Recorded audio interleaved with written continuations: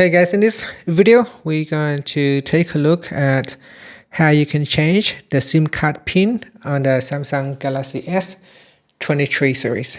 First, tap on the home button to return back to the home screen. From the home screen, swipe down at the top, then tap on the settings icon. In the settings page, we scroll down and then tap on security and privacy. Next, we scroll down to the bottom and then tap on other security settings.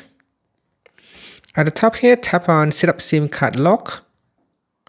Then go down and tap on change SIM card pin.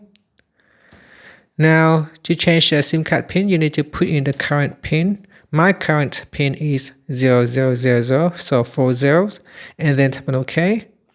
Next, I need to put in a new pin, so put in the new pin and then tap on OK. Then put in the same pin again to confirm.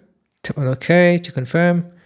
And it said that SIM pin changed successfully. And that's it. I'm going to change it back to 40 so that I will remember it next time.